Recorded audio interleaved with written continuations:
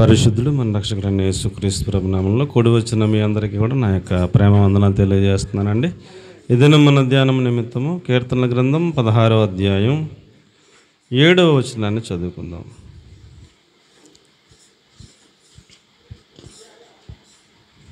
కీర్తన గ్రంథం 16వ అధ్యాయం 7వ వాక్యాన్ని చదువుకుందాం. నాకు ఆలోచనకర్త అయిన యెహోవాను స్తుతించెదను అనే మాట మనం అక్కడ చూడొచ్చు. చిన్న ప్రార్థన చేసుకుందాం. పరిశుద్ధము నమ్మకం కలిగిన మా ప్రియ పరలోకపు తండ్రి, అల్పుడినైన నన్ను, నిష్ప్రయోజకుడినైన నన్ను మీరు అంగీకరించి అగ్ని చేత కాల్చి పుటం వేసి పరిశుద్ధపరిచి మాతో మీరే మాట్లాడమని, మా ఆలోచనకర్తవుగా దేవా మీరు ఉండునట్లుగా మేమందరం కూడా సిద్ధపడే కృప దయచేయమని మీకే మహిమ చెల్లిస్తూ చిన్నపిల్లలు అలర చేయకుండాను మీ సహాయం కొరకే ప్రాధేయపడుతూ పరిశుద్ధాత్మదేవ మీ కార్యాలన్నీ మాలో చేయమని యేసుక్రీస్తు ప్రభుల వారి పరిశుద్ధమైన నామములో ప్రార్థించి అడిగి వేడుకొని పొంది ఉన్నాం తండ్రి, ఆమేన్.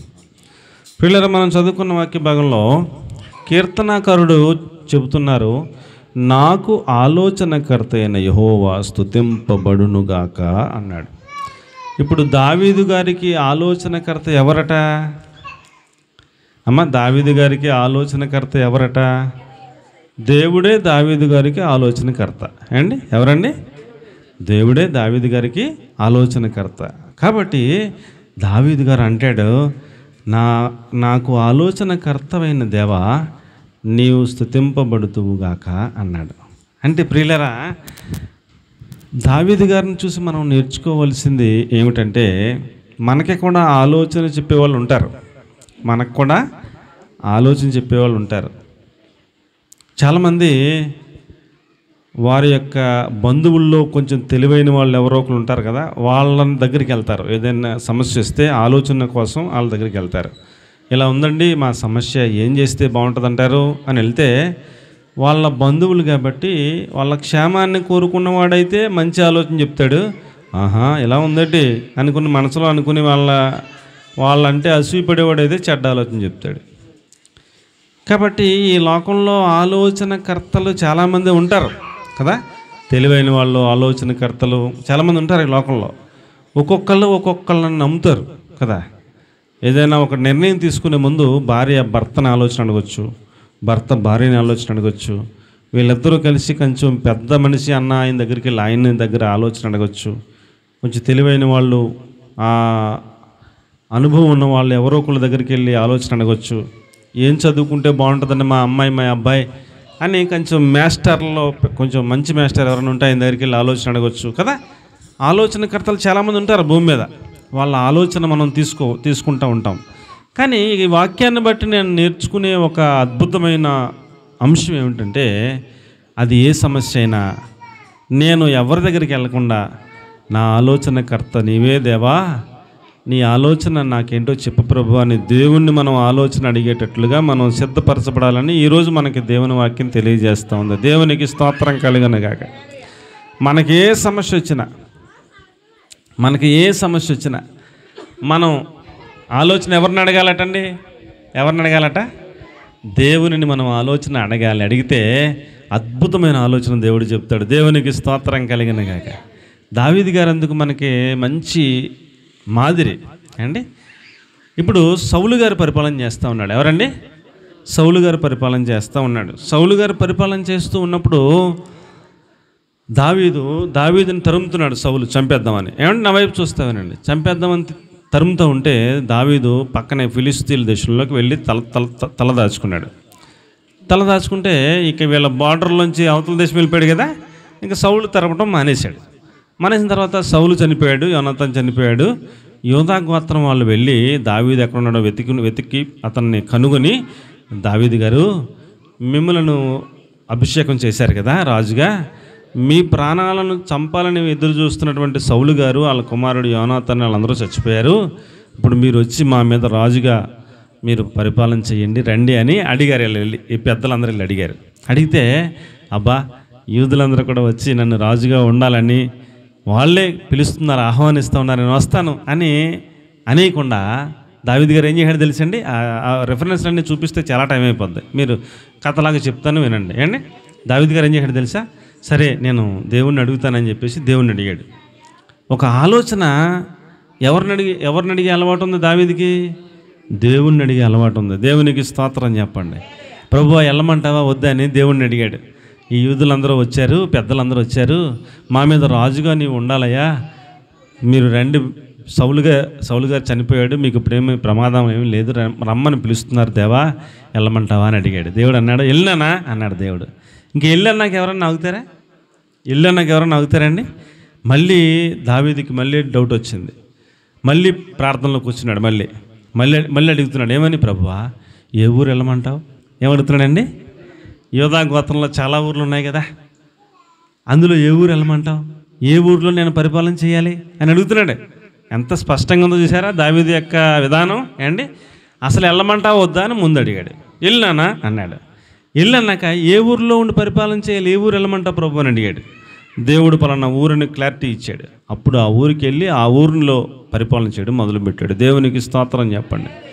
ఒకసారి దావీదు తనతో పాటు ఉన్న 400 మంది ఏండి, వాళ్ళ భార్యలు, వాళ్ళ పిల్లలు, వాళ్ళ సంపద అంతా కూడా ఒక ప్రదేశంలో వాళ్ళ నివాసం ఉంటున్నప్పుడు శత్రువులు కొంతమంది ఈ దావీదు అతనితో పాటు 400 మంది వేరే ఎక్కడికో వెళ్ళారు వేరే పని మీద.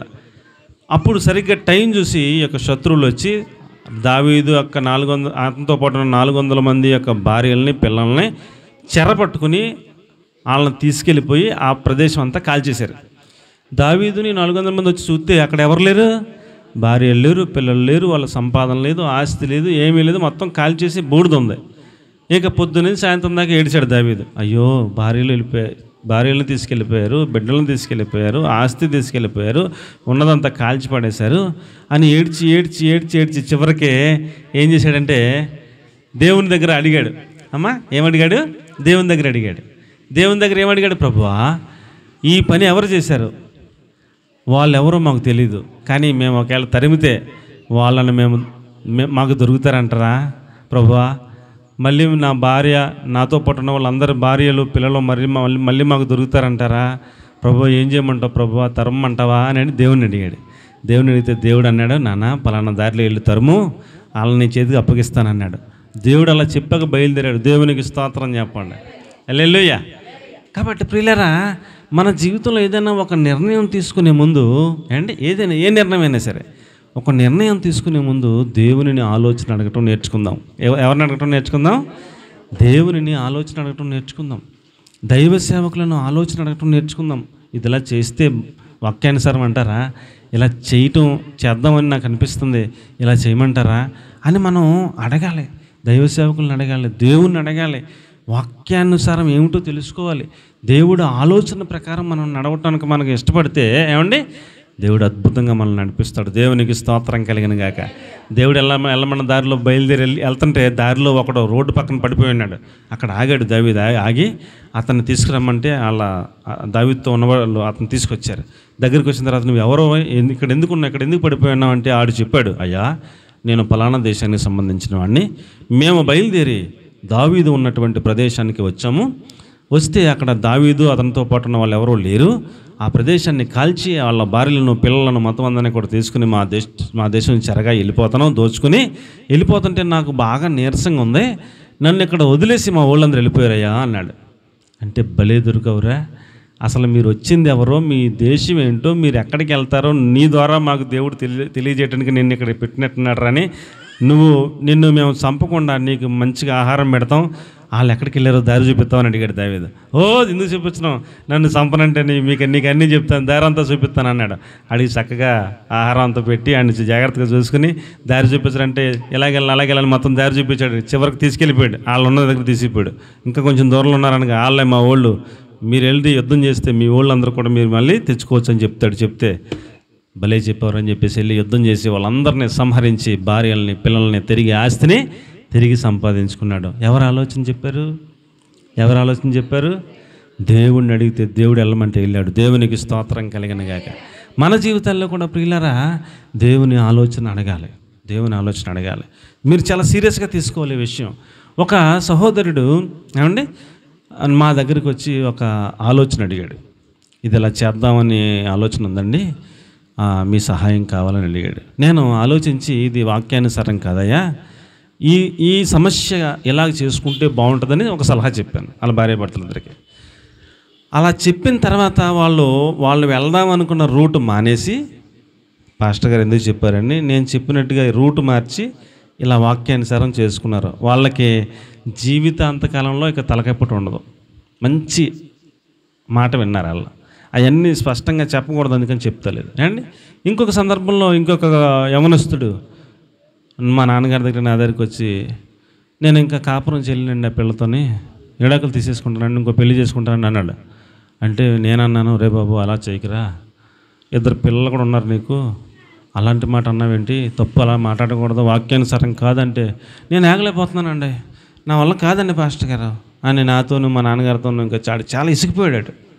అంటే అలా కాదు, ఇలా కాదు, ఇలా కాదు, అలా కాదని అడిగి నచ్చజెప్పి చాలాసేపు వాడికి కౌన్సిలింగ్ ఇచ్చి, ముందు నువ్వు బాప్తిసం తీసుకో, నీ సమస్యలన్నీ దేవుడు తీరుస్తాడు అని వాడికి చెప్పగా బాప్తిసం తీసుకున్నాడు. బాప్తిసం తీసుకున్నాక ఇంతకీ అలా ఆవిడ వదిలిపెట్టి వెళ్ళిపోతా కారణం వాడికి ఉద్యోగం లేదు. ఏం లేదు? ఉద్యోగం లేదు. ఆడు బాగా చదువుకున్నాడు సుమా, మంచి బాగా చదువుకున్నాడు, ఉద్యోగాలకు రాస్తున్నాడు, కానీ వస్తలేదు ఉద్యోగం. వాళ్ళ ఆవిడ ఏదో పనికి వెళ్తాడు, ఆ పనిలో 3 నెలలు చేస్తాడు, ఇలాగ ఏదో ఉద్యోగం పడుతుంది. ఆ ఉద్యోగం పడిందని దానికి అప్లికేషన్ పెట్టి దీనికి కోచింగ్కి వెళ్తున్నానని కోచింగ్కి వెళ్తాడు. మరి పనికి వెళ్ళేవాడు మానేసి కోచింగ్కి వెళ్తే ఎలాగొస్తాయి? ఇంట్లో ఏమి లేవు, అమ్మగారింటికి వెళ్ళిపోయి అక్కడ ఉంటుంది. వీడు కోచింగ్కి వెళ్ళి పరీక్ష రాస్తాడు కదా, సెలెక్ట్ అవ్వలేదని తెలుస్తుంది కదా, అప్పుడు మళ్ళీ వెళ్తాడు, సెలెక్ట్ అవ్వలేదంట, మళ్ళీ నేను పనికి వెళ్తానే రాని తీసుకొస్తాడు.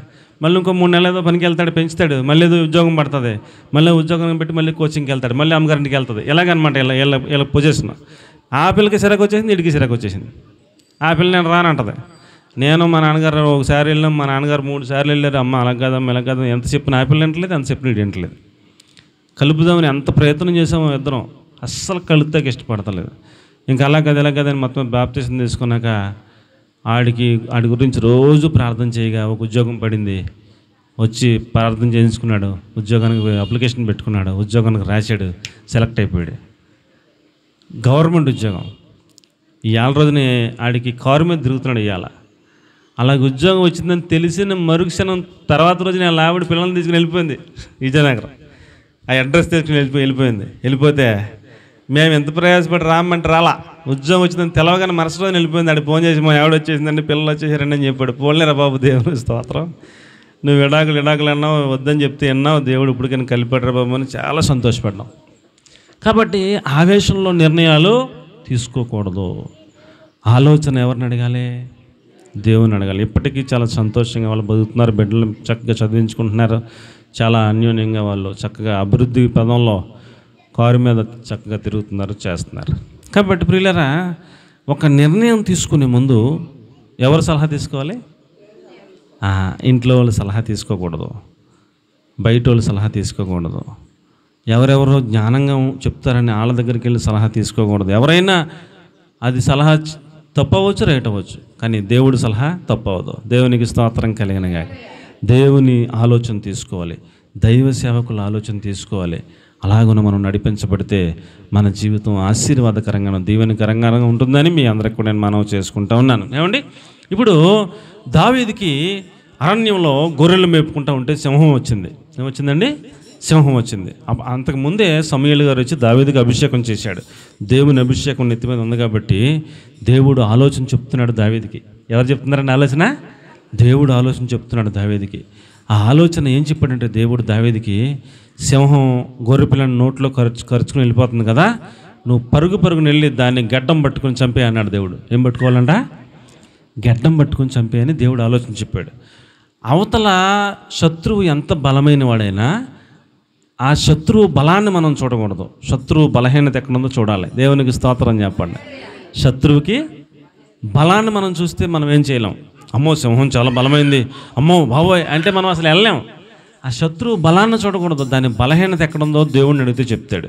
దేవుడే సృష్టించాడు సింహాన్ని, ఎలుగుబంటిని దేవుడే సృష్టించాడు కదా, ఆ దానికి బలహీనత ఎక్కడుందో కూడా దేవుడికి తెలుసు. దేవుడు చెప్పాడు, నాన్న దాని గడ్డం దగ్గర ఉంది, దాని బలహీనత పట్టుకోమన్నాడు.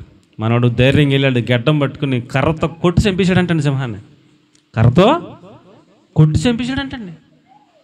దాని బలహీనత ఎక్కడుందో అక్కడ పట్టుకుంటే సింహం అయినా ఏమీ చేయలేదు.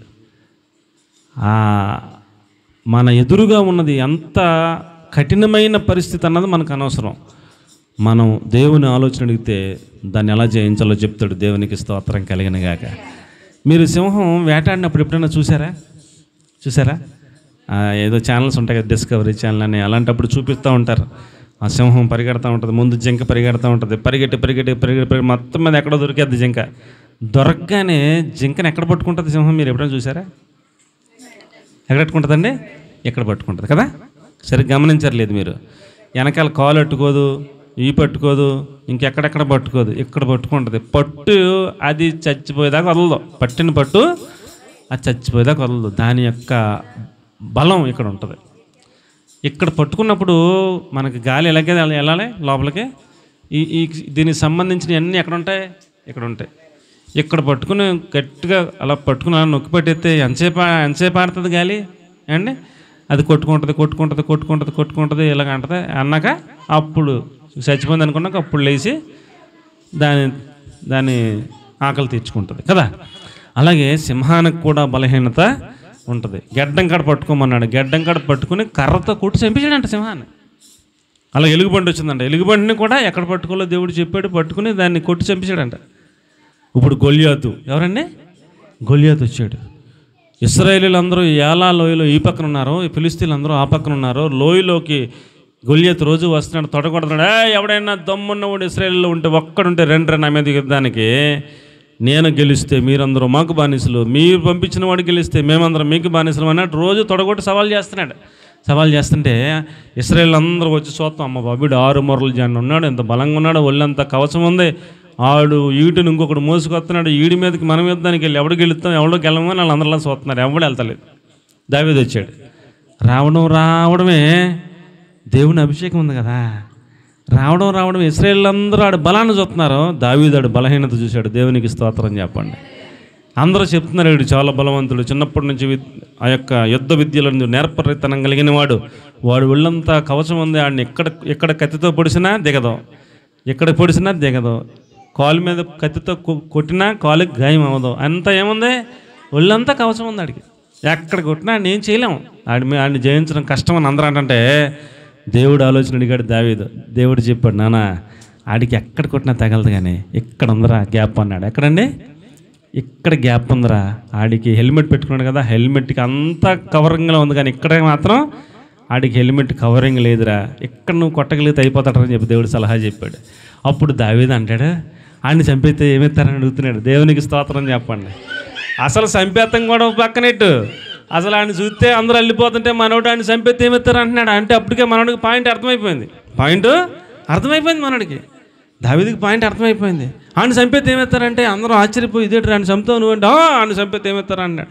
ఇదేంటి రైడ్ చూస్తే బాలుల్లాగా ఉన్నాడు, ఆయన చంపేస్తాను అన్నాడు. ఏంట్రా అని మిగతా వాళ్ళందరూ ఆశ్చర్యపోతుంటే ఆ మాట రాజు దగ్గరికి వెళ్తే రాజు పిలిపించాడు, రమ్మన్నాడు. ఎవడు రాడు అని రమ్మంటే వెళ్ళాడు. వెళ్తే, రాజా నేను గొర్రెలు మేపుతున్నప్పుడు నా గొర్రెల మీదకి సింహం వస్తే చంపేశా, ఎలుగుబండి వస్తే చంపేశా, నా దేవుడు నాకు తోడై ఉండి వాటిని చంపే జ్ఞానం ఇచ్చాడు, ఈడిని కూడా చంపేస్తాను అంటున్నాడు. అయ్య బాబు ఇదేంటిరా అలా మాట్లాడుతున్నావు ఏంటిరా, నాకు కవచాలు వేసుకోరా అంటే కవచాలన్నీ వేసుకుని 2 అడుగులేసి అన్నీ నాకు వాడుకలేదు సార్. ఆయన ఎక్కడ చంపాలో దేవుడు నాకు జ్ఞానం ఎత్తాడు సార్, ఇవన్నీ వద్దు సార్, నాకు తెలుసు సార్, నేను ఎలా చంపేస్తానని అంటున్నాడు. అదేంటిరా ఒరే కవచాలు వేసుకెళ్ళరా, కత్తెట్టుకెళ్ళరా, ఒరే బాబు ఎవరు మాట అంటే కత్తి వద్దండి, ఏమొద్దండి, ఆయన్ని కత్తెట్టు కొట్టినా సావడు సార్, ఆయన్ని ఎక్కడ కొట్టాలి అక్కడ కొట్టాలి సార్, మీకు తెలుసు సార్, నేను చూసుకుంటాను సార్ అంటున్నాడు. ఇదేంట్రా ఒరే నా మాట ఏంటంటే వద్దని వెళ్ళిపోతే సౌలు గారు వెళ్ళిపోతున్నాడు. ఇదేంట్రా బాబు వీడు ఎవరు చెప్పిన ఇంట్లో తింటారంటే వెళ్తాం ఎక్కడికి వెళ్ళాడు, ఏలా లోయలో రాళ్ళు ఎరుకుంటున్నాడు. ఏమి ఎరుకుంటున్నాడండి? ఇదేంట్రా రాయి ఆడుతున్నా పెట్టారు, నేను ఏమన్నా కుక్కనా, కర్రట్టుకొస్తున్నా పెట్టారు, నేను ఏమన్నా కుక్కనా అంటున్నాడు ఆడు. నువ్వు కుక్కవేరా, ఈరోజు నన్ను మాంసం కాకులకి గెద్దలకి వేస్తాను, యెహోవా ఇది యుద్ధం, నువ్వు ఈ రోజున నేను నీ మీద నాకు దేవుడు విజయం ఇస్తాడు అంటున్నాడు చిన్నపిల్లోడు. ఏంట్రా అంత ధైర్యం ఏంట్రా అంటే ఆలోచన దేవుని అడిగాని చెప్పాడు అంటున్నాడు. రాయిలోకి 5 ఏరుకున్నాడు, జేబులు వేసుకున్నాడు, ఒక్క రాయి తీసాడు అండి. ఎక్కడ కొట్టాలో పాయింట్ చెప్పించాడు కదా దేవుడు. గిర్ర గిర్ర గిర్ర గిర్ర తిప్పాడు, కోడితే వెళ్ళి ఇక్కడ తగిలింది. తగలగానే ఏమైందండి? ఇలా పడిపోయి ముందుకి పడిపోతాం పరిగెత్తుకెళ్ళి ఆడికెత్తి తీసి తీసేసి తలకెట్టుకుని వస్తున్నాడు. దేవునికి స్తోత్రం కలిగిన గాక.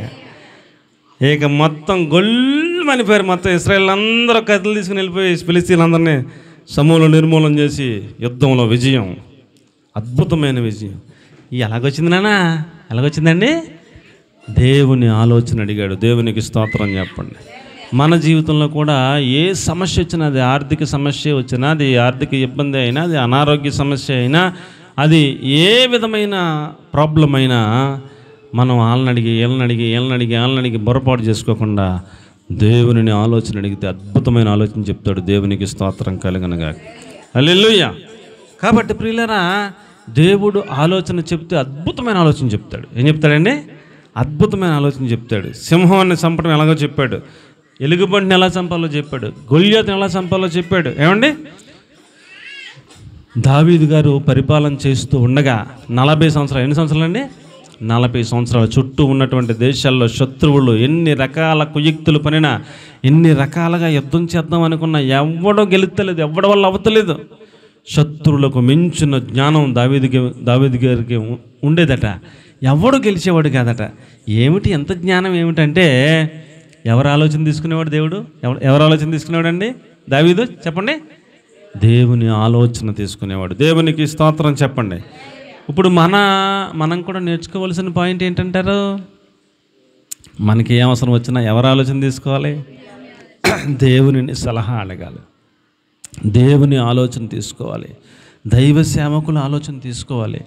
ఆ ఆలోచన ప్రకారం మనం నడిస్తే అద్భుతమైన ఆశీర్వాదకరమైన జీవితాన్ని దేవుడు మనకిస్తాడని మీకు నేను మనవి చేసుకుంటూ ఉన్నాను. ఏమండి, 2వ దినవృత్తాంతాల గ్రంథము 17వ అధ్యాయము 20వ అధ్యాయం 22వ వచనాన్ని కనుక మనం చూస్తే, మీరు తీయక్కర్లేదులేండి అమ్మా, నేనే చెప్తున్నాను, ఇవన్నీ వినండి. 1 సమూయేలు 17:35లో సింహాన్ని గెడ్డం పట్టుకున్నాడని రాసింది. అక్కడ ఎక్కడ పట్టుకున్నాడంటే అండి, గెడ్డం పట్టుకుని కర్రతో చంపేసాడని చెప్పి రాసింది సింహాన్ని. తర్వాత 1 సమూయేలు 22:14లో రాయి తీసుకున్నాడు, గొల్యాతుని చంపేశాడని చెప్పి రాసింది. అండి, ఈ ఆలోచనలు చాలా అద్భుతమైన ఆలోచనలు. అది దేవుడిచ్చే ఆలోచనలు. మనుషులు ఇస్తే ఏం ఆలోచన ఇస్తారో? మనుషుల ఆలోచనలు అనుకుంటే, నువ్వు కూడా కవచం వేసుకోరా, నువ్వు కూడా కత్తి పెట్టుకెళ్ళరా, నువ్వు కూడా ఇది వేసుకోరా, ఇవన్నీ సౌల ఆలోచనలు కదా. మనుషుల ఆలోచనలు ఎలాగుంటాయి? అవి వర్కౌట్ అవ్వవు, అది వర్కౌట్ అవ్వదు. దేవుని ఆలోచన విజయం తీసుకుని వస్తుంది. దేవునికి స్తోత్రం చెప్పండి. కాబట్టే దేవుని ఆలోచన అడగాలి, ఏం చేయమంటావు ప్రభువా అని. అండి, అలాగే 2వ దినవృత్తాంతం 22వ వచనంలో మనం చూస్తే, యెహోషాపాతు అనే రాజుగారు యోధా దేశానికి రాజుగా ఉన్నాడు. ఆయనకు వ్యతిరేకంగా 3 దేశాల వాళ్ళు యుద్ధానికి వచ్చారు. ఎన్ని దేశాలండి? ఒక దేశం మీదకి ఒక దేశం రావాలా, 3 దేశాలు రావాలా చెప్పండి? ఒక దేశం మీదకి ఒక దేశం వస్తే బరాబరి యుద్ధం బాగుంటుంది. ఒక దేశం మీదకి ఎన్ని దేశాలు వచ్చారు? 3 దేశాలు కలిసి వచ్చారు యుద్ధానికి. వస్తే యుద్ధంలో ఎవరు గెలుస్తారు చెప్పండి? మామూలుగా మీరు 3 దేశాలలో గెలుతారుగా. ఆ 3 దేశాలలో వచ్చారు. బెరాకా లోయలో ఉన్నారని వర్తమానం యోధా రాజుకి యెహోషాపాతుకి రాగానే, యెహోషాపాతు బట్టలు చింపుకుని మందిరం దగ్గరికి వెళ్ళి మందిరంలో ఉపవాసం ఉండి ప్రార్థన చేసి, ప్రభువా నువ్వే మాకు సహాయం చేయాలని దేవుని ఆలోచన అడిగాడు. ఎవరు ఆలోచన అడిగాడండి? దేవుని ఆలోచన అడిగాడు. ప్రభువా ఏం చేయమంటావు అని దేవుని ఆలోచన అడిగితే, దేవుడు అన్నాడు, నువ్వు అసలు యుద్ధం ఏం చేయక్కర్లా, కత్తులు పట్టుకెళ్ళక్కర్లా, యుద్ధ భూమిలోకి వెళ్ళి మీరు అందరు లైన్గా నుంచొని నన్ను స్తుతించుటకు మొదలు పెట్టండి, నేను యుద్ధం చేస్తానన్నాడు దేవుడు. ఏం చెప్పాడండి? దేవుడు ఆలోచన తీసుకోవాలి. దేవునికి స్తోత్రం చెప్పండి. ఎవరు ఆలోచన తీసుకోవాలి? దేవుని ఆలోచన తీసుకోవాలి. వెంటనే మారు మాట్లాడకుండా యెహోషాపాతు ఇశ్రాయేలులందరికీ చెప్పాడు. ఇశ్రాయేలు ఎవడో నమ్ముతలేదు. ఇదేంటి, యుద్ధానికి ఎవడన్నా కత్తెట్టుకెళ్తారు, యుద్ధానికి ఎవడన్నా ఈటెట్టుకెళ్తారు, యుద్ధానికి ఎవడన్నా బల్లెమెట్టుకెళ్తారు, యుద్ధానికి ఎవడన్నా డోలెట్టుకెళ్తారు, ఏమి వద్దు, మనం యుద్ధంలోకి వెళ్ళి యుద్ధ పంక్తులు తీర్చి యుద్ధ మూలం నిలబడి దేవుని స్తుతిద్దాం అంటాడంటే మన రాజుగారు బొరపాడైపోయిందా, మెంటలు వచ్చిందా అని ప్రజలందరూ ఆలోచన చేస్తుంటే, అప్పుడు యెహోషాపాతు అన్నాడు, యెహోవాను నమ్ముకోండి, యెహోవా ప్రవక్తలను నమ్ముకోండి, అప్పుడు మీరు కృతజ్ఞులు అవుతారు, ఆయన చెప్పినట్టు వినండిరా అంటే ఇశ్రాయేలులందరూ కూడా విని యుద్ధ భూమిలోకి వెళ్ళారు. లైన్గా నుంచున్నారు, పరిశుద్ధ అలంకరణ ధరించుకున్నారు, ఆయనను స్తుతించుటకు పాడుటకు మొదలుపెట్టారు. అంతే. ఏం చేశారండి? ఆయన ఆలోచన తీసుకుని ఆయన చెప్పినట్టు చేశారు. అంతే. ఇప్పుడు ఆ 3 దేశాల వాళ్ళే ఆ దేశం వాడు ఈ దేశం వాడిని చంపేస్తున్నాడు, ఈ దేశం వాడిని చంపేస్తున్నాడు, ఈ దేశం వాడేమో ఆ దేశం వాడిని చంపేస్తున్నాడు. వాళ్ళే మొత్తం అందరూ కూడా చంపేసుకుని అందరూ చచ్చిపోయారు. ఎవరు యుద్ధం చేశారు? చెప్పండి, ఎవరు యుద్ధం చేశారు? ఇశ్రాయేలీయులు ఇక్కడే ఉన్నారు, యుద్ధ భూమిలో పాటలు పాడుకుంటూ ఉన్నారు, స్తుతులు చెల్లిస్తూ ఉన్నారు దేవునికి. దేవుడే అండి వాళ్ళలోనే మాటుగాండ్లను పెట్టాడంట. ఎవరినండి? ఆ దేశంలోనే 3 దేశాల్లోనే మాటుగాండ్లను పెట్టాడంట. వాళ్ళకి దేవుడు ఏం చెప్పాడు, వాళ్ళకి ఏం అర్థమైందో, ఆ దేశముడు ఈ దేశవాడిని చంపేస్తున్నాడు, ఈ దేశముడు ఆ దేశవాడిని చంపేస్తున్నాడు, వాళ్ళే మొత్తం అందరూ చంపేసుకుని అందరూ చచ్చిపోయారు. అక్కడ కూడా బతికిలేడు. వీళ్ళు సాయంత్రం దాకా ఆరాధన చేసి అసలు ఏమైందో చూద్దామని వెళ్తే శత్రువులు ఒక్కడు కూడా బతికి లేడు, అందరూ చచ్చిపోయి ఉన్నారు. ఇప్పుడు విజయం ఎవరిదండి? విజయం ఇశ్రాయేలీయులది. ఇశ్రాయేలీయుల మీదకి 3 దేశాల వాళ్ళు యుద్ధానికి వచ్చారు, ఇశ్రాయేలీయులే గెలిచారు, 3 దేశాల వాళ్ళు అందరూ చచ్చిపోయారు అని మిగతా వాళ్ళు చెప్పుకుంటున్నారు. యుద్ధం ఎవరు చేశారు? యుద్ధం ఇశ్రాయేలీయులు చేయలే. ఎవరు చేశారు మరి? దేవుడు చేశాడు. ఎలా చేశాడు? వాళ్ళే చంపేసుకునేలా చేశాడు. ఆయన ఏదైనా చేస్తాడు. ఆయన ఆలోచన తీసుకోవడమే మనం నేర్చుకోవాలి. అర్థమవుతుందంటారా? మనం ఏమి నేర్చుకోవాలి? దేవుని ఆలోచనను అడగాలి, ఆయన ఆలోచన ప్రకారం నడవటమే మనం నేర్చుకోవాలి, అంతే. అలాగైతే మనకి విజయాలు వస్తాయి అండి. ఇప్పుడు సాతాను బలమైన వాడా, నేను బలమైన వాడినా అంటే ఎవరు బలమైన వాళ్ళు? సాతానే బలమైనవాడు కదా. సాతాను యేసుప్రభువునే శోధించడానికి వెళ్ళాడు కదా. ఏమండి, ఒక రాయి వేద్దాం ఏదో అవుతులే అని యేసుప్రభువునే శోధించడానికి వెళ్ళాడు. ఓడిపోయాడు అనుకోండి, మనల్ని కూడా శోధించడానికి సాతాను వస్తాడు. వచ్చినప్పుడు ఎవరు బలమైన వాళ్ళు అంటే సాతానే బలమైనవాడు. కానీ దేవుడు అంటాడు, యవనస్తులారా, 1 యోహాను పత్రికలో మీరు చూడొచ్చు 2:14, యవనస్తులారా మీరు బలవంతులు, మీ హృదయంలో దేవుని వాక్యము నిలుచుతున్నది కనుక మీరు అపవాదిని జయించి ఉన్నారు అన్నాడు. ఇప్పుడు అపవాదిని జయించాలంటే ఏంటంటే ఆలోచన? చెప్పండి ఏంటంటే ఆలోచన ఏంటంట? అపవాదిని నీవు కానీ అపవాదిని నేను కానీ జయించాలంటే ఆలోచన చెప్తున్నాడు దేవుడు. ఏం ఆలోచన అంటది? మన ఎవరి హృదయంలో అయితే దేవుని వాక్యము నిలిచి ఉంటుందో వారు అపవాదిని జయించి ఉన్నారు అన్నాడు. ఇప్పుడు మనం హృదయంలో వాక్యము నిలిచి ఉంటే, మన హృదయంలో వాక్యం మర్చిపోకుండా గుర్తుగా హృదయంలోనే మనం హృదయం అనే పలక మీద వాక్యాన్ని రాసుకున్న వాళ్ళమైతే, గుర్తుగా ఉంటే, ఆ వాక్యం ఎవరి హృదయంలో అయితే ఉందో వాళ్ళు అపవాదిని జయించేస్తారని చెప్పి రాశాడు. మీరు జయించి ఉన్నారు అన్నాడు. కాబట్టి ప్రియులరా, అపవాది చాలా బలమైన వాడు, కానీ వాడిని జయించడం చాలా సులువు. ఎలాగా?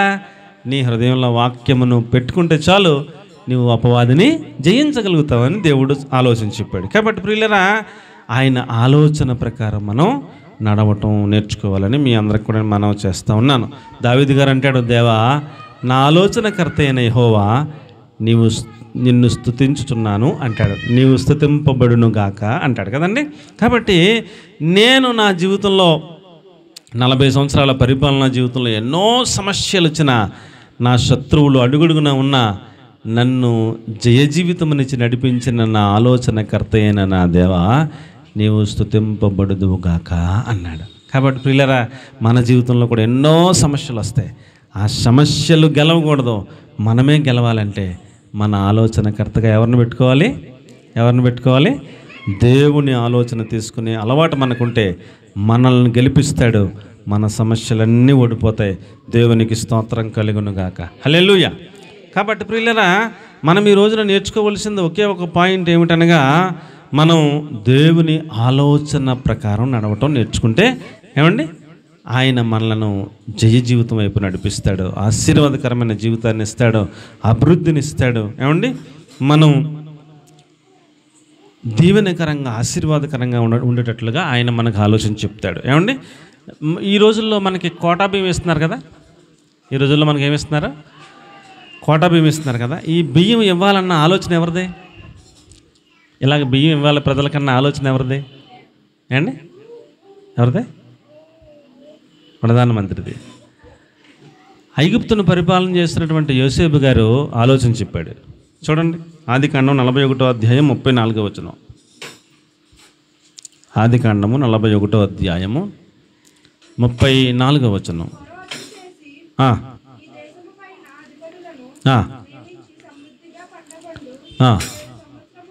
7 సంవత్సరములలో ఐగుప్తు దేశమంతటను 5వ భాగము తీసుకొనవలెను.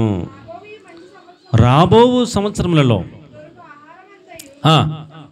సమకూర్చి ఆ ధాన్యం ఫరో చేతికి అప్పగించాలి, నిల్వ ఉంచాలి.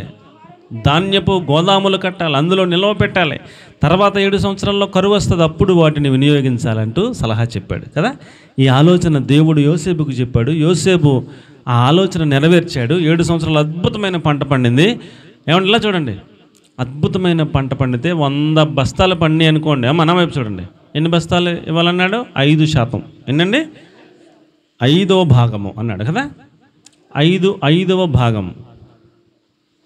ఒక 100 భాగాలు ఉంటే అందులో 5వ భాగం అంటే ఒక 5 బస్తాలు తీసి ఎక్కడ పెట్టమన్నాడు? ప్రతి ఊర్లో. అది 1 ఎకరాకో మరి అది ఎలాగో లెక్క ఎలాగో 1 ఎకరాకు అనుకుంటా 100 బస్తాలు పండితే 5 బస్తాలు తీయాలన్నట్టు.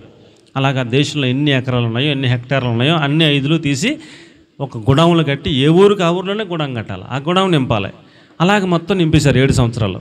ఏమండి, మిగిలింది తిన్నారు, ఇది నింపేశారు. ఇలాగ నింపేసిన తర్వాత 7 సంవత్సరాల భయంకరమైన కరువు వచ్చింది. కరువు వచ్చినప్పుడు ఈ గోడౌన్లు తీసి ఏ ఊరికి ఆ ఊరికే ఆ ధాన్యాన్ని అమ్మడం మొదలుపెట్టారు కదా.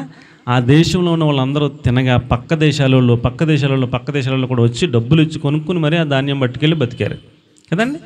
ఇలాగ చేయాలని సలహా ఎవరిచ్చారు? దేవుడు దావీదుకి ఇచ్చాడు, యోసేపుకి ఇచ్చాడు. యోసేపు దాన్ని అమలు చేశాడు కదా. అలాగే ఆ ఆలోచనను తీసుకొచ్చి ప్రతి దేశం వాళ్ళు కూడా ఈ సంవత్సరం పండిన పంటలో ఎంత ప్రభుత్వానికి ఇవ్వాలి అని లెవీ సేకరణ తీసుకున్నారు కదా. లెవీ సేకరణ తీసుకుని ఆ సేకరించిన ధాన్యాన్ని గుడౌన్స్లో పెడుతున్నారు. ధవళేశ్వరంలో గుడౌన్ ఉంది, ఎఫ్సిఐ గుడౌన్స్ అని, food corporation of India godowns అని. అలాగే ఎక్కడ పడితే అక్కడ గుడౌన్స్ ఉంటాయి. ఆ గుడౌన్స్లో దాచిపెడతారు బియ్యం. అక్కడ దాచిపెట్టిన బియ్యాన్ని మరలా మనకి కోటా కొట్టుకు తీసుకొస్తారు. ఆ కోటా కొట్టు నుంచి మనకి ప్రతి వాళ్ళకి కూడా ఇస్తారు. ఇలాగనమాట అండి. ఈ కరువులో కాపాడటానికి ఈ ఆలోచన ఎక్కడి నుంచి వచ్చింది? యోసేపు దగ్గర నుంచి వచ్చింది. దేవునికి స్తోత్రం కలుగును గాక. అలాగే ప్రియుల, 2వ మాట మనం చూస్తే, 1వ మాట దేవుని ఆలోచన తీసుకున్నటువంటి దావీదు గారు 40 సంవత్సరాలు అద్భుతమైన పరిపాలన చేశాడు, ఆశీర్వాదకరంగా ఉన్నాడు ఏమంటే ప్రపంచానికి కదా. ఈరోజు కూడా మనం దావీదు గారి గురించి చెప్పుకుంటున్నాం. అలాగే 2వ మాట కీర్తన 119:24, ఆయన శాసనములు నాకు ఆలోచనకర్తలై ఉన్నవి అన్నాడు. నీ శాసనములు నాకు సంతోషకరములు, అవి నాకు ఆలోచనకర్తలై ఉన్నవి అన్నాడు. మన ఆలోచనకర్తగా దేవుణ్ణి పెట్టుకోవాలి, నెంబర్ 1. నెంబర్ 2, ఆయన ఇచ్చిన శాసనములు మనకి ఆలోచన చెప్తాయి. దేవునికి స్తోత్రం చెప్పండి. ఆయన ఇచ్చిన శాసనములు మనకేం చెప్తాయి? ఆలోచన చెప్తాయంట. ఆలోచనకర్తలుగా మనం ఆయన శాసనములను ముందు పెట్టుకోవాలి అన్నాడు. ఏం పెట్టుకోవాలంటే అండి, ఆయన ఆజ్ఞలు, ఆయన కట్టడలు, ఆయన విధులు మనం ఆలోచనకర్తలుగా వాటిని పెట్టుకున్నట్లయితే ఏమండి, అవి ఆలోచన మనకు చెప్తాయంట. ఏం చేయాలి, ఎలా చేయాలి, ఏది చేయకూడదు, ఎక్కడికి వెళ్ళకూడదు, ఎక్కడ కూర్చోకూడదు, ఎక్కడ నుంచోకూడదు, ఏం మాట్లాడకూడదు, ఏం మాట్లాడాలి, ఎవరితో ఎలాంటి సంబంధాలు పెట్టుకోవాలి, ఎవరితో ఎలాంటి సంబంధాలు పెట్టుకోకూడదు, ఏది పాపం, ఏది పరిశుద్ధత, ఇవన్నీ దేవుడిచ్చిన శాసనం ఈ ధర్మశాస్త్రం మనకు చెప్తుంది. ఈ ధర్మశాస్త్రాన్ని మనం కనుక ఆలోచనకర్తగా మనం పెట్టుకున్నట్లయితే మనలను సరైన మార్గంలో నడిపిస్తుంది, ఆశీర్వాదకరమైన మార్గంలో నడిపిస్తుంది. దేవునికి స్తోత్రం కలుగును గాక. హల్లెలూయా. ఇప్పుడు ఒక వ్యక్తి తాగుతూ ఉన్నాడు అనుకోండి, ఆ తాగే వ్యక్తి బాగుపడతాడా, చెడిపోతాడా? సమాజంలో గౌరవం చెడిపోద్ది కదా, ఆరోగ్యం చెడిపోద్ది, ఆర్థిక వ్యవస్థ మొత్తం, కుటుంబ వ్యవస్థ చితికిపోతుంది. అన్ని విధాల నష్టమే లాభమా? నష్టమే. వాక్యం ఏం చెప్తుంది? మద్యపానము విక్రింతల పాలు చేస్తుంది, మద్యపానం జోలికి వెళ్ళొద్దని చెప్తుంది కదా. నీకు ఆలోచనకర్తగా నీవు వాక్యాన్ని తీసుకున్నట్లయితే, ధర్మశాస్త్రాన్ని తీసుకున్నట్లయితే, ఆయన శాసనములను తీసుకున్నట్లయితే నీవు అద్భుతమైన అభివృద్ధిని సాధిస్తావు. వాక్యానుసారంగా నడిచేవాడు తాగడం, వాక్యానుసారంగా నడిచేవాడు తిరగడం కదా, వాక్యానుసారంగా నడిచేవాడు బూతులు మాట్లాడడం, వాక్యానుసారంగా నడిచేవాడు అసూయపడ్డం, వాక్యానుసారంగా నడిచేవాడు అవినీతి సంపాదించడం. మరి వాళ్ళ గౌరవం ఉంటుందా? గౌరవం ఉండదా? ఖచ్చితంగా గౌరవం ఉంటుంది. సమాజంలో విలువ ఉంటుంది. ఒక ఉన్నతమైన స్థితికి దేవుడు తీసుకుని వెళ్తాడు, అద్భుతమైన ఆశీర్వాదకరమైన జీవితాన్ని ఇస్తాడు. కాబట్టి మనకి ఆలోచనకర్తగా ఉండటానికి మనం ఆయన శాసనములను ముందు పెట్టుకోవాలి అన్నాడు. అందుకనే దావీదు గారు అంటాడు, నీ ఆజ్ఞలు నాకు ఆలోచనకర్తలుగా ఉన్నాయి, నీ ఆజ్ఞల వలన, నీ కట్టడం వలన, నీ విధుల వలన నాకు విశేష జ్ఞానం కలుగుతుంది, అది నా శత్రువులకు మించిన జ్ఞానాన్ని నాకు ఇస్తూ ఉంది అన్నాడు. దేవునికి స్తోత్రం కలుగును గాక. కాబట్టి ప్రియులారా, యెహోషువ గ్రంథం 1:8 ఆయన ధర్మశాస్త్రము నీ మార్గమును వర్ధిల్ల చేసుకుంటావు అన్నాడు. ఆయన ధర్మశాస్త్ర ప్రకారంగా కనుక నీవు నడిస్తే నీ మార్గమును నీవు వర్ధిల్ల చేసుకుంటావు అన్నాడు. యెహోషువ 1:8 నీ ధర్మశాస్త్ర గ్రంథమును నీవు బోధింపక తప్పిపోకూడదు, దానిలో వ్రాయబడిన వాటిని అన్నిటి ప్రకారం చేయుటకు నీవు జాగ్రత్త పడినట్లు దివారాత్రములు దాన్ని ధ్యానించిన యెడల నీవు మార్గమును వర్ధిల్ల చేసుకొని చక్కగా ప్రవర్తించదు. నీ మార్గాన్ని ఏం చేసుకుంటావు? వర్ధిల్ల చేసుకుని చక్కగా ప్రవర్తిస్తావు. కాబట్టి మనకి శాసనములు మనకి ఆలోచనకర్తలుగా ఉండాలి. దేవునికి స్తోత్రం కలుగును గాక. ఆ శాసనములు మనకి హెచ్చరిక చేస్తాయంట. ఏం చేస్తాయంట? నీవు ఇలా కూర్చోకూడదు, నువ్వు ఇలా నడవకూడదు, నువ్వు ఇలా మాట్లాడకూడదు అని మనకి ఈ శాసనంలో ఏం చేస్తాయంటండి? హెచ్చరిక చేస్తూ ఉంటాయంట. కీర్తన గ్రంథం 19:11 నీ సేవకుడు హెచ్చరిక నందును, నీ సేవకుడు వాటిని గైకుంటం వలన లాభము కలుగును అంటాడు. ఆ శాసనములను గైకుంటం వలన ఏం కలుగుతుందంటండి? లాభము కలుగుతుంది. వాటి వలన నీ సేవకుడు హెచ్చరిక నందును, వాటిని గైకుంటం వలన లాభము కలుగును అన్నాడు. 1వ రాజుల గ్రంథం 2:3 ఆ ధర్మశాస్త్రము, ఆ శాసనములు మనకు వివేకమునిస్తాయంట. వివేకవంతులంగా మారిపోతూ ఉంటాండి మనం.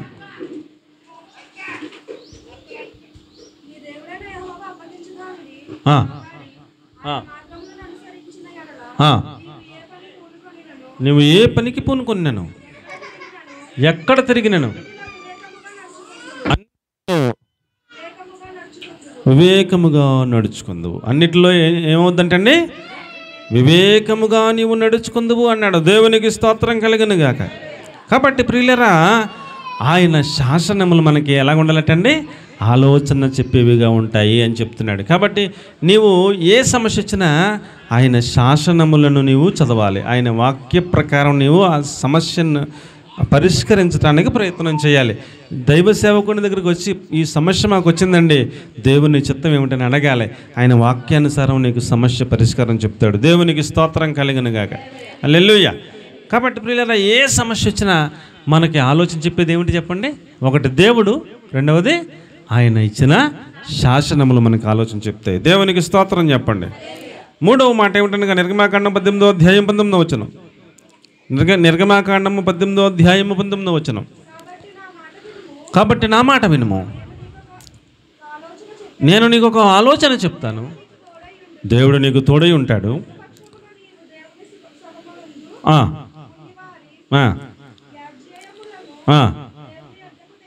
తేవలెను ఆయన కట్టడలను ధర్మశాస్త్ర విధులను బోధించి వారు నడవలసిన త్రోమను తెలుపుము.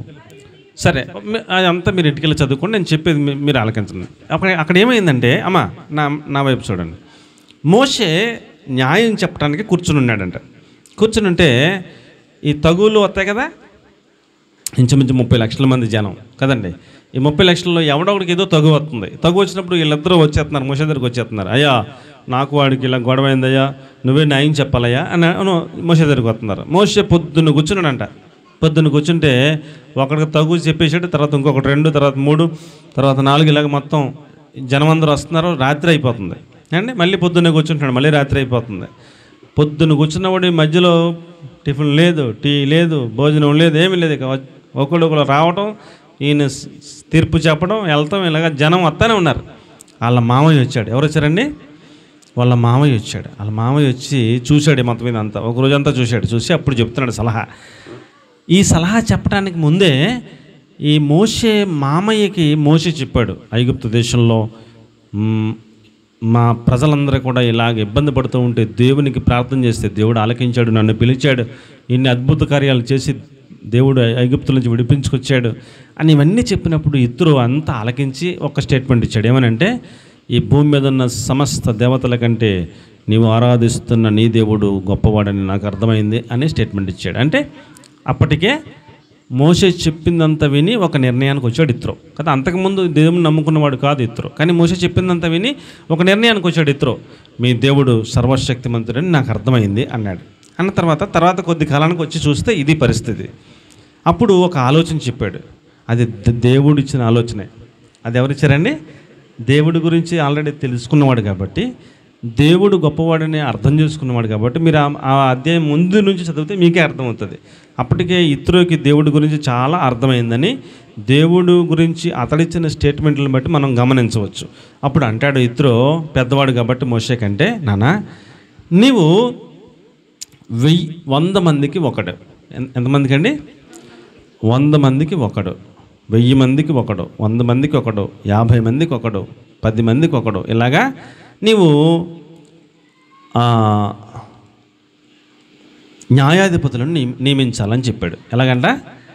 మొత్తం మీ ఇజ్రాయేల్ అందరిలో 1000 మందికి ఒకడంట, 100 మందికి ఒకడంట, 50 మందికి ఒకడంట, 10 మందికి ఒకడంట. ఈ 10 మంది లేదని తగ్గిపోతే ఎవరి దగ్గర రావాలి? ఈ 10 మంది మీద న్యాయాధిపతిగా ఒకరిని పెట్టారు కదా, అతని దగ్గరికి రావాలి. అతను న్యాయం చెప్పేస్తాడు. ఈ 100 మంది మీద ఒకరిని పెట్టారు కదా, ఈ 100 మందిలో ఎవరికన్నా వస్తే ఈయన దగ్గర రావాలి. 1000 మందిలో ఒకరిని పెట్టాడు కదా, ఆయన దగ్గర రావాలి. 50 మందిలో ఒకరిని పెట్టాడు కదా, 50 మంది ఆయన దగ్గర రావాలి. అలాగా న్యాయం ఎక్కడికెక్కడే అయిపోతుంటుంది. వీళ్ళ దగ్గర న్యాయం జరగకపోతే అప్పుడు మోషే దగ్గరికి వెళ్ళాలి. అప్పుడు మోషేకి సులువు అవుద్ది కదా. ఆ ఆలోచన దేవుడు ఇత్రో ద్వారా చెప్పాడు మోషేకి. ఇత్రో చెప్పినట్టు మోషే వెంటనే అమలు చేశాడు. ఎలాంటి వారిని పెట్టాలంట?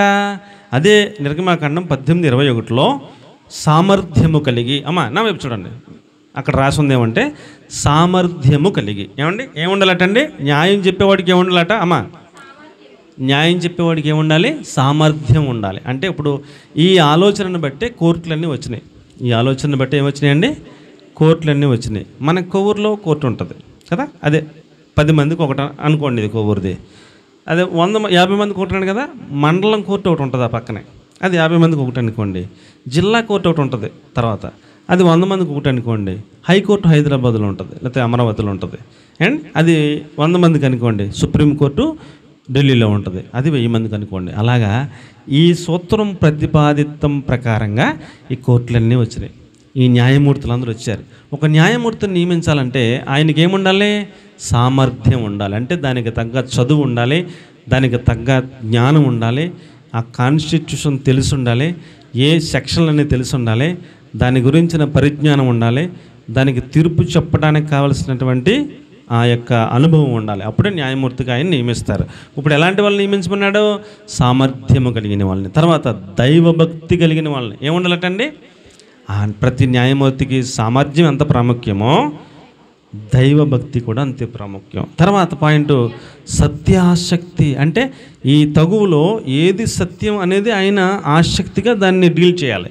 ఇద్దరు మధ్య సమస్య కదా, అది ఒక కేసు వచ్చింది. ఆ కేసులో ఎటువైపు సత్యం ఉంది, ఏది అసత్యం, ఏది సత్యం అనేది ఆయన ఆసక్తిగా పరిశీలన చేసి ఎటువైపు సత్యం ఉందో అటువైపు తీర్పు చెప్పాలన్నట్టు అక్కడ అర్థం. సత్యాసక్తి ఉండి లంచగొండులు కాని వారైన ఎవరైతే ఉంటారో వారిని మాత్రమే నీవు న్యాయాధిపతిగా పెట్టాలన్నాడు.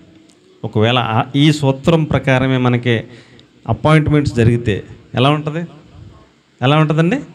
అద్భుతమైన ఫలితాలు వస్తాయి కదా. దేవుని ఆలోచన తీసుకుంటే అద్భుతమైన పరిపాలన జరుగుతుంది. దేవునికి స్తోత్రం కలుగును గాక. అసలు లంచగొండితనమే లేని న్యాయమూర్తి ఎటువంటి తీర్పిస్తాడు? సత్యాసక్తి ఉన్న న్యాయమూర్తి ఎటువంటి తీర్పిస్తాడు? దైవభక్తి కలిగిన న్యాయమూర్తి ఎటువంటి తీర్పిస్తాడు? ఆ సామర్థ్యం చదువు ఉన్నటువంటి ఆయన ఎటువంటి తీర్పిస్తాడు? అద్భుతమైన తీర్పిస్తాడు. చరిత్రలో నిలిచిపోయేటువంటి తీర్పిస్తాడు. ఆ తీర్పును బట్టి మిగిలిన వాళ్ళందరికీ కూడా భయం కలుగుతుంది. అమ్మో, చాలా జాగ్రత్తగా ఉండాలనిపిస్తుంది. ఇలాగున్న దేవుని ఆలోచన ప్రకారం పరిపాలన చేస్తే అద్భుతమైన దేశ నిర్మాణం జరుగుతుంది. దేవునికి స్తోత్రం కలుగును గాక. హల్లెలూయా. 4వ మాట మనం చూస్తే యెషయా గ్రంథం 1వ అధ్యాయం 26వ వచనం. అమ్మా రే, ఇది తలుపులతో వేసి అమ్మా, ఇటువైపు నుంచైనా వస్తుంది బ్యాట్ స్మెల్లో వేసి.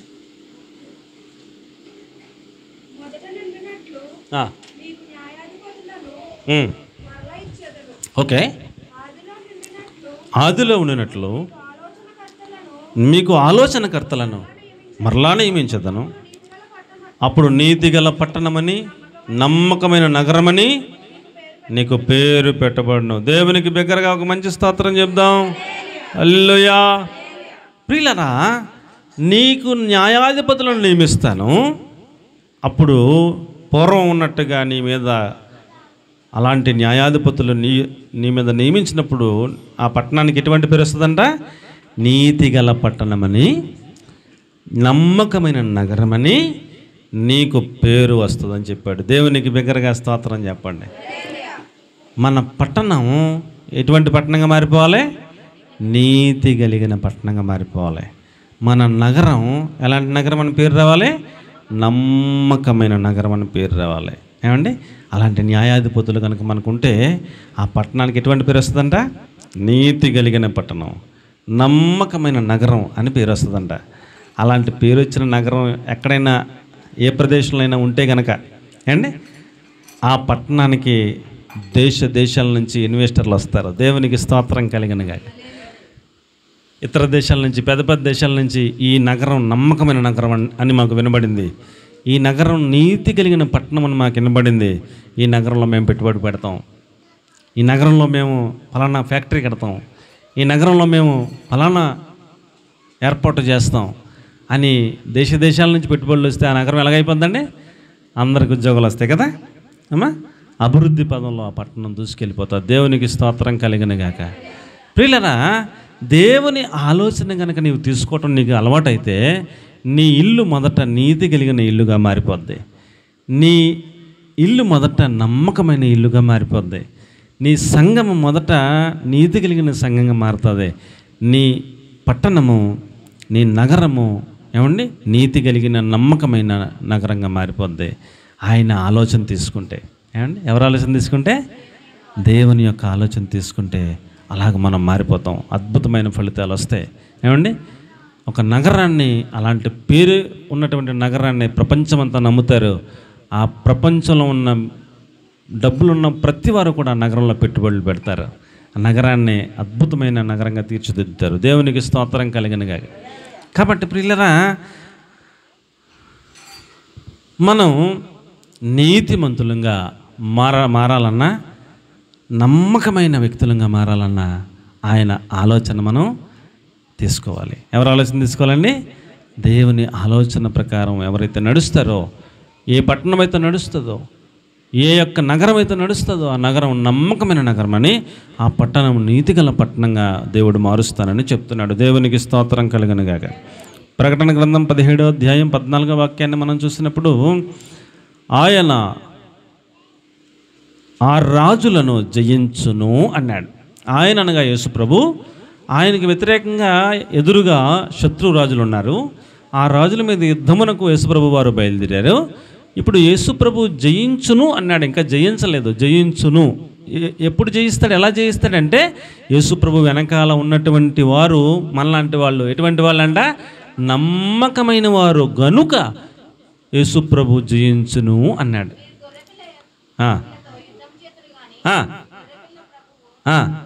ప్రభువులకు ప్రభువును, రాజులకు రాజునై ఉన్న కారణం చేత తనతో కూడా ఉండినవారు, నమ్మకమైన వారు గనుక ఉన్నందున ఆయన ఆ రాజులను జయించును అన్నాడు. దేవునికి స్తోత్రం చెప్పండి. మనం నమ్మకస్తులమైతే మన రాజు యేసుప్రభుల వారు శత్రువును జయించును అన్నాడు. కాబట్టి ప్రియులరా, మనం ఆయన ఆలోచన తీసుకునే అలవాటు మనం నేర్చుకుంటే మనం నమ్మకస్తులుగా మారిపోతాం. ఎలా మారిపోతామండి? నమ్మకస్తులుగా మారిపోతాం. మనము నీతిమంతులుగా మారిపోతాం. ఒక్క నీతిమంతుడు ఉంటే కాపాడతావా? అబ్రాహాము గారు దేవుడితో మాట్లాడుతున్నటువంటి మాటల్లో ఏముందండి? ప్రభువా, సొదొమ గొమొర్రాలో 50 మంది నీతిమంతులు ఉంటే కాపాడతావా అని మొదలెట్టాడు. 50 మంది ఉంటే కాపాడతానన్నాడు దేవుడు. ఒకవేళ 10 మంది తక్కువ 40 మంది ఉంటే కాపాడతావా అన్నాడు. కాపాడతానన్నాడు. 20 మంది ఉంటే కాపాడతాను. 10 మంది ఉంటే కాపాడతానన్నాడు. 10 మంది ఉన్నా కాపాడతానన్నాడు. అంటే సొదొమ గొమొర్రాలో ఎంతమంది లేరు? నీతిమంతులు 10 మంది కూడా లేరు. అందుకనే అగ్ని గంధకములు వచ్చి ఆ పట్టణాన్ని నాశనం చేసి. కాబట్టి ప్రియులరా, మన పట్టణంలో నీతిమంతులు ఎక్కువగా ఉండాలని మనం ఆశపడితే, నమ్మకస్తులు ఎక్కువగా ఉండాలని ఆశపడితే, ఎవరి ఆలోచన ప్రకారం వెళితే నమ్మకస్తులంగా మారతాం? ఎవరి ఆలోచన ప్రకారం వెళితే నీతిమంతులంగా మారతాం? దేవుని ఆలోచన ప్రకారం వెళితే మనము నీతిమంతులంగాను నమ్మకస్తులంగాను మారతాం. మన పట్టణంలో 10 మంది ఉంటే మన పట్టణాన్ని దేవుడు కాపాడతాడు. దేవునికి స్తోత్రం కలిగిన గాక. కాబట్టి ప్రియులరా, ఆయన ఆలోచన చెప్పున ఎవరో నడుస్తలేదు, అది ప్రాబ్లం. నా మాటలు అర్థమవుతున్నాయి అంటారా? దేవుని ఆలోచన ఎవరు తీసుకోవట్లేదు, అదే ప్రాబ్లం. మనకు వచ్చే కష్టాలకి నష్టాలకి, మన పట్టణంకైనా వచ్చే ఆ యొక్క భూకంపాలు, ఇవన్నిటికి మూలం ఆయన ఆలోచన చెప్పున ఎవరో నడవట్లేదు, నీతిమంతులు ఉండట్లేదు, అది ప్రాబ్లం. అందుకనే ఈ యొక్క పరిస్థితులన్నీ కూడా జరుగుతూ ఉన్నాయని మనం అర్థం చేసుకోవాలి. కాబట్టి ప్రియులరా, మనము నమ్మకస్తులంగాను నీతిమంతులంగాను కనుక మనం మారిపోతే ఈ మన పట్టణాన్ని దేవుడు కాపాడతాడు. అలాగున ఆయన ఆలోచన మనం తీసుకోవాలని దేవుని పేరిట నేను మీకు మనవి చేసుకుంటా ఉన్నాను. ఏమండి, 5వ మాట ద్వితీయోపదేశకాండం 32వ అధ్యాయం 28-29. వారు ఆలోచించి తమ కడవరి స్థితి యోచించుట మేలు అన్నాడు. వారు ఆలోచన లేని జనము, వారికి వివేచన లేదు, వారు జ్ఞానము తెచ్చుకొని దీనిని తలపోసి తమ కడవరి స్థితి యోచించుట మేలు అన్నాడు. మన కడవరి స్థితి గురించిన ఆలోచన మనకి ఉండాలి. ప్రతి వాళ్ళకి ఏముండాలి చెప్పండి అమ్మా, ఓసారి చెప్పండి. మన ప్రతి వాళ్ళకి ఏముండాలి ఆలోచన? నా కడవరి స్థితి ఏమిటో అనే ఆలోచన మనకు ఉండాలి. ఏమండి, ఉండాలా వద్దా? ఉండాలి. ఇప్పుడు మీకు అర్థమవటానికి, నా వృద్ధాప్యంలో నా కడవరి స్థితిలో నా పిల్లలు ఒకవేళ నన్ను చూస్తారో చూడరో అని ముందే యవన వయసులోనే అలాంటి ఆలోచన ఉన్నవాడు ఏం చేస్తాడు? ఏమండి, ఇప్పుడు నేనే ఉన్నాను, నా పిల్లలు పెరిగి పెద్ద అయ్యాక నేను ముసలోని అయిపోయి నన్ను చూస్తారా చూడరు అనే డౌట్ నాకు యవన కాలంలోనే ఉందనుకోండి, నేనేం చేస్తాను? పెన్షన్ ఏమేమి పెన్షన్లు ఉన్నాయని కొనుక్కుంటాను. నేను వృద్ధుడిని అయిపోయేసరికి 70 సంవత్సరాలు వచ్చేటప్పటికి నాకు ఆసరాగా వచ్చేటట్టుగా ఏ పెన్షన్ ఉందని అడుగుతాను. మీరు యవనస్తులు కదా, మీ వయసు ఎంత కదా, ఇప్పటి నుంచి మీరు నెలకి 200-300 కట్టుకుంటే అప్పటికి ఎంత పెన్షన్ వస్తుంది, ఒక 10,000 వస్తుంది మీకు నెలకి అనేది చెప్తాడు ఎవడో. నేను అప్పటి నుంచి కట్టుకుంటున్నాను అనుకోండి, ఒక 65 వచ్చాక 60 వచ్చాక మా పిల్లలు చూడకపోయినా ఆ పెన్షన్ నాకు 10,000 వస్తుంటే నాకు చాలా, నేను నా భార్య జీవించడానికి బాగుంటుంది. అవునా కదా? నేను నా కడవరి స్థితి గురించి యోచించుకోవడం నాకు మేలు. నేను యోచించుకున్న వాడినైతే, ముందు నుంచి జాగ్రత్త పడ్డవాడినైతే, నా కొడుకులు నన్ను చూసినా చూడకపోయినా మేము చాలా హ్యాపీగా జీవించగలుగుతాం మరణం వరకు కదా. మొత్తం సంపాదించిన ₹10 పిల్లలకి పెట్టేసి రూపాయి లేకుండా ఉండి 50 వచ్చాకో 60 వచ్చాకో నా పిల్లలు చూస్తారనుకుని ఎదురు చూస్తుంటే ఎవడో పట్టించుకోకపోతే అప్పుడు ఎలా ఉంటుంది కడవరి స్థితి? చెప్పండి, ఎలా ఉంటుంది కడవరి స్థితి? ఎలా ఉంటుంది? చాలా దీనంగా ఉంటుంది. అవునా కదా? చాలా కష్టంగా ఉంటుంది. అవునా కదా? అందుకని శరీర రీతిగా ఎలాగైతే ఆలోచిస్తున్నామో ఆత్మరీతిగా కూడా అలాగే మనం అందరం కూడా ఆలోచించాలి. నా కడవరి స్థితి అంటే నేను చచ్చిపోయాక నా స్థితి ఏమిటని మనం బతికుండగానే ఆలోచన ఉండాలి. దేవునికి స్తోత్రం కలిగిన కాక. ఏమండి, బతికుండగానే మనకి రేపు పొద్దున్న పరలోక రాజ్యంలో ఉన్న స్థితి ఎలాగ ఉండాలి అనేది మనం ఇప్పుడే నిర్ణయించుకోవాలి సుమా. పరలోక రాజ్యంలో నా రేంజ్ ఎలాగ ఉండాలనేది మనం ఇప్పుడే నిర్ణయం చేసుకోవాలి. దాని ప్రకారం ఇప్పటి నుంచే నడవాలి. సంవత్సరంలో 200 రోజులు ఉపవాసం ఉంటాడట ఒక పాస్టర్ గారు. ఏమండి, ఇంకో పాస్టర్ గారు సంవత్సరంలో ఒక వారం లేకపోతే ఒక 10 రోజులు ఉపవాసం ఉంటాడు సంవత్సరానికి. ఇప్పుడు రేపొద్దున ఇద్దరు చనిపోయారు, ఇద్దరు పరలోకం వెళ్ళారు. సంవత్సరానికి 200 రోజులు ఉపవాసం ఉన్న పాస్టర్ గారికి, సంవత్సరానికి 10 రోజులే ఉన్న పాస్టర్ గారికి ఇద్దరికి ఒకటే బహుమానం ఇస్తాడా దేవుడు? సెపరేటీ? ఖచ్చితంగా 200 రోజులు ఉపవాసం ఉన్న ఆయనకి ఎక్కువ బహుమానం ఉంటుంది. ఉంటుందా ఉండదా? ఉంటుంది. ఆయనకి జీతం ఎక్కువ ఉంటుంది, ఈయనకి జీతం తక్కువ ఉంటుంది. ఆయనకి బహుమానం ఎక్కువ ఉంటుంది, ఈయనకి బహుమానం తక్కువ ఉంటుంది. ఆయనకి ఘనత ఎక్కువ ఉంటుంది, ఈయనకి ఘనత తక్కువ ఉంటుంది. ఆయన సింహాసనం వేరేగా ఉంటుంది, ఈయన సింహాసనం వేరేగా ఉంటుంది. ఈయనకి సాప ఏదో వేస్తారో ఆయనకేమో మంచి సింహాసనం వేయచ్చు కదా. కాబట్టి నేను రేపు పొద్దున్న పరలోక రాజ్యం వెళ్ళిన తర్వాత నా రేంజ్లాగా ఉండాలని మనకి ఒకవేళ అలాంటి నిర్ణయం కనుక మనకు ఉంటే ఈ భూమి మీద బతికొండగానే ఉపవాస ప్రార్థనలతోనూ జాగరణములతోనూ ఏమండి నమ్మకస్తులంగాను నీతిమంతులంగాను దేవుని కొరకు ప్రయాసపడే వాళ్ళంగాను ప్రార్థనాపరులంగాను మనం ఎక్కడే సిద్ధపడి ప్రభు కోసం ప్రయాసపడిన వాళ్ళమైతే అక్కడికి వెళ్ళిన తర్వాత మనం ఇక్కడ ప్రయాసపడిన దానికి తగ్గట్టుగా అక్కడ జీతం ఘనత మెప్పు మహిమ మనకు ఒక స్థలము, ఆ స్థలంలో వజ్ర వైడూర్యములతో ఒక ఇల్లు ఏమండి ఇవన్నీ కూడా మనం ఇక్కడ చేసిన భక్తిని బట్టి ఆ ప్రవేశం ఉచితమే. మనం చేసిన భక్తిని బట్టి మనకు అక్కడ రేంజ్ నిర్ణయించబడుతుంది. దేవునికి స్తోత్రం కలిగిన గాక. యేసు ప్రభు వారి పాట ఒకటి పాడతారంట పరలోక రాజ్యంలో. ఆ తర్వాత సెకండ్ పాట మోషే గారి పాట పాడతారంట. ఎవరి పాట అండి? మోషే గారి పాట పరలోక రాజ్యంలో పాడతారంట. భూమి మీద మనం బోళ్ళని పాటలు పాడుకుంటున్నాం, ఏం పాడరు అక్కడ, దేవుని పాటలే కానీ ఏం పాడరు. ఒకటి యేసు ప్రభు పాట పాడతారు, సెకండ్ మోషే పాట పాడతారు, అంతే. ఈ రెండే అక్కడే అనుమతించబడ్డాయి. మోషే గారికి అంత రేంజ్ ఎందుకు ఇచ్చాడండి? మోషే గారు అంత ప్రయాసపడ్డాడు, అవునా కదా? 40 సంవత్సరాలు ఇశ్రాయేలును కనాను దేశానికి నడిపించడానికి చాలా ప్రయాసపడ్డాడు. ఆయన సాత్వికం, ఆయన యొక్క ఆ యొక్క కష్టం యొక్క విలువ పరలోక రాజ్యంలో అంత రేంజ్ ఆయనకి ఇవ్వబడిందని మీకు నేను మనవి చేసుకుంటూ ఉన్నాను. దేవుని కోసం హతసాక్షులు అయిపోయిన వాళ్ళకి ఇచ్చే గౌరవం వేరేగా ఉంటుంది. ఏదో ప్రార్థన గాత్రంలో కూర్చొని వెళ్ళిపోతున్న వాళ్ళ గౌరవం వేరేగా ఉంటుంది. కాబట్టి నా కడవరి స్థితి గురించి నేను ఆలోచించుకుని ఇప్పటి నుంచే ఇన్వెస్ట్మెంట్ పెట్టుకుంటే ఎలాగైతే నా ముసలి రకం బాగుంటుందో, అలాగే పరలోక రాజ్యంలో నా రేంజ్ ఇలాగ ఉండాలని నేను కోరుకునేవాడిని అయితే ఇప్పటి నుంచి బతికొండగానే నేను దేవుని కోసం అంతగా ప్రయాసపడి 1000 మంది ఆత్మలను నేను రక్షించాను అనుకోండి ఇంకో పాస్టర్ గారు ఒక 10 మందిని రక్షించాడు అనుకోండి, 1000 మందిని రక్షించిన పాస్టర్ గారు రేంజ్ 10 మందిని రక్షించిన పాస్టర్ గారు రేంజ్ ఒకేలాగా ఉంటుందా? ఉండదు, ఖచ్చితంగా ఉండదు. స్టెఫనును రాళ్లతో కొట్టి చంపేస్తున్నారంట. మోకాళ్ళ మీద ఉన్నటువంటి స్టెఫను ఆకాశము తెరవబడతం చూస్తున్నానంట. దేవునికి స్తోత్రం కలిగిన గాక. ఆకాశం తెరవబట్టి దేవుని కుడిపార్శ్వం మన మనుష్య కుమారుడు నిలబడి చేతులు చాచి నన్ను ఆహ్వానించడం నేను చూస్తూ ఉన్నాను అన్నాడు. దేవునికి స్తోత్రం చెప్పండి. తండ్రి కుడిపార్శ్వం అన్న ఆసీనుడై ఉంటాడు యేసుప్రభు, కూర్చుని ఉంటాడు సింహాసనం మీద. కానీ స్టెఫనును రాళ్లతో కొడుతున్నప్పుడు కూర్చుని ఉండలేకపోయాడంటే యేసుప్రభు, నిలబడి చేతులు చాచి రానా అని ఆహ్వానిస్తున్నానంట. ఏమి రేంజ్ అండి అది?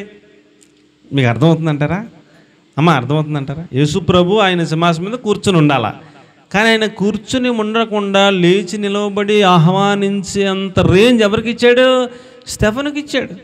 నా కొరకు రాళ్లతో కొట్టబొట్టకు ఇష్టపడి నీవు చనిపోతున్నావు నాన్న అని లేచి నిలబడి ఆహ్వానం పలుకుతున్నాడంట. అంత గౌరవం ఇచ్చాడు స్టెఫనుకి యేసుప్రభు. ఇప్పుడు మనం కుర్చీలో కూర్చున్నామండి, ఎవరో బయట నుంచి వచ్చారండి, మనం లేచి నిలబడ్డామంటే అవతల వ్యక్తికి ఎంత గౌరవం ఇచ్చినట్టు మీకు అర్థమవుతుందంటారా?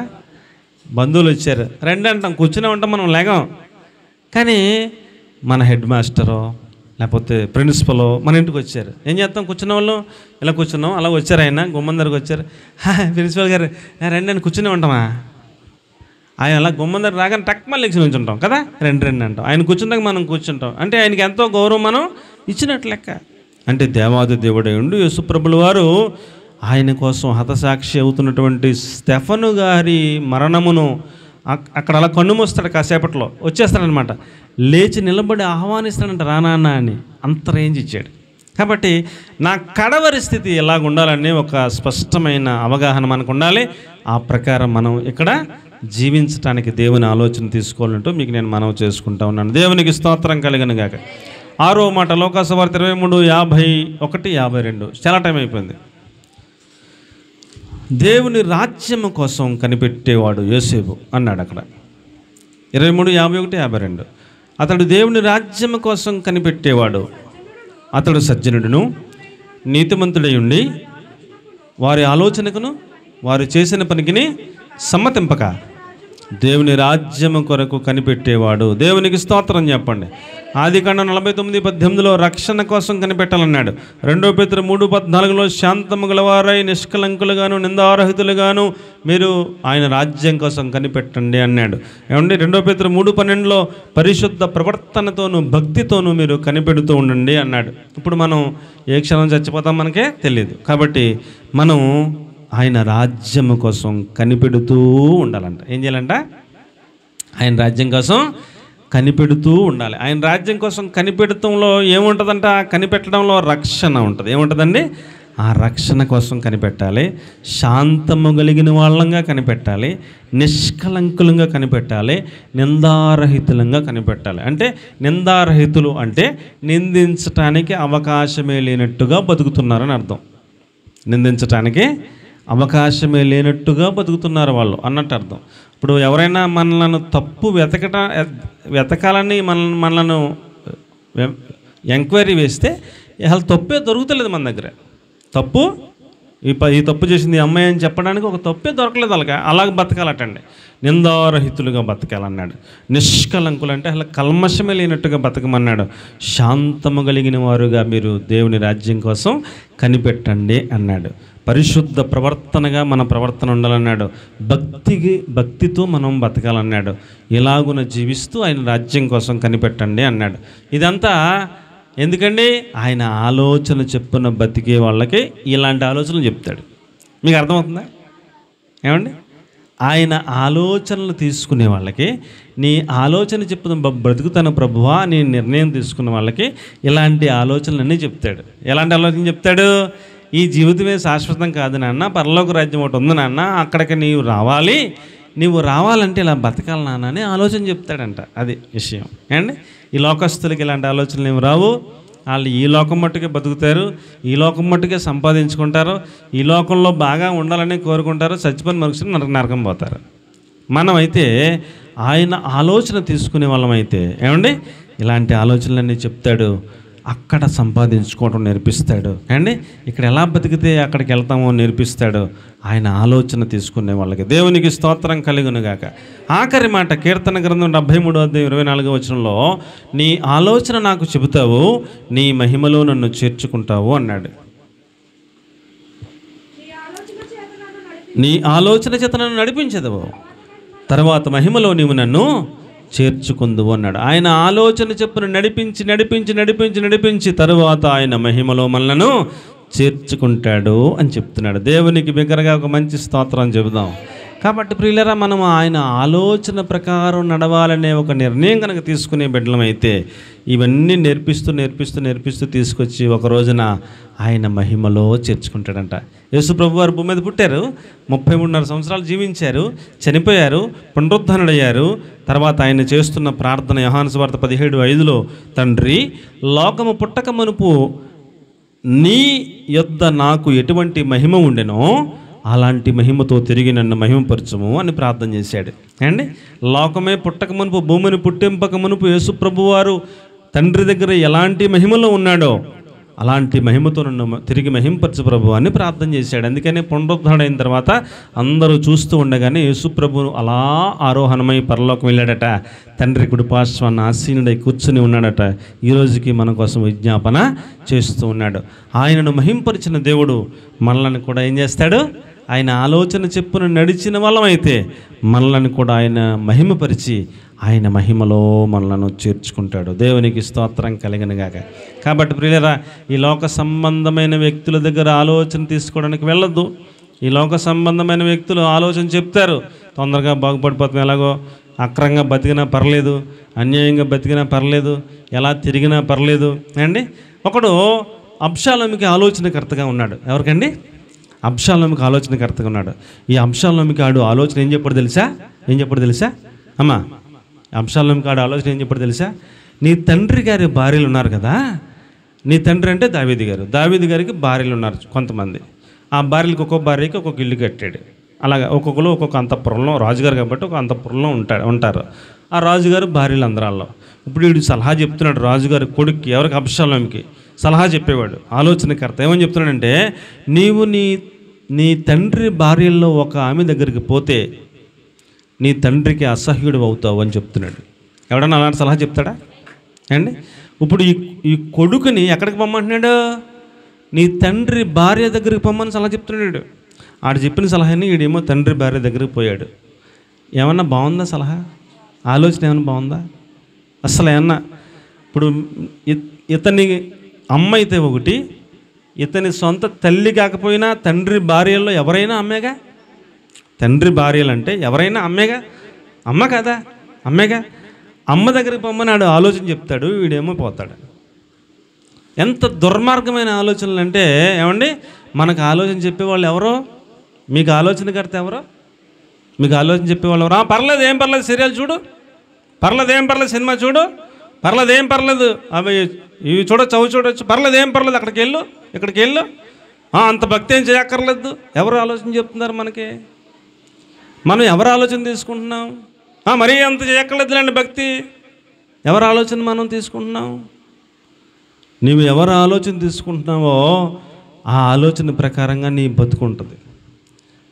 దేవుని వాక్యం ఏం చెప్తుందంటే, దేవుని ఆలోచనకర్తగా మనం పెట్టుకుంటే ఆయన మనల్ని ఎలా నడిపిస్తాడు, మహిమలో చేర్చుకునే అంత స్థితికి మనల్ని నడిపిస్తాడు. కాబట్టి ఈ రోజున మనం నేర్చుకోవాల్సింది ఒకే ఒక పాయింట్, మన ఆలోచనకర్త ఎవరు? అందరం కూడా మోకరించి ప్రార్థన చేసుకుందాం.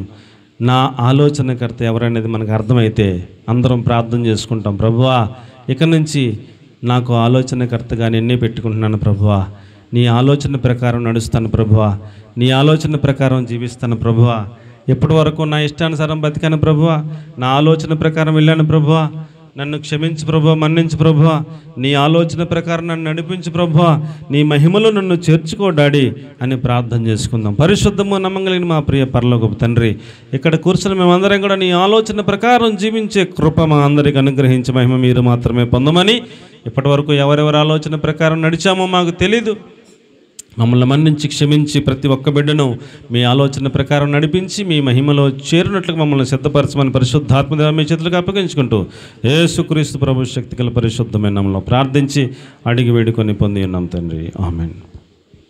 అలాగే మనం మోకరించి ఉండగానే ప్రభు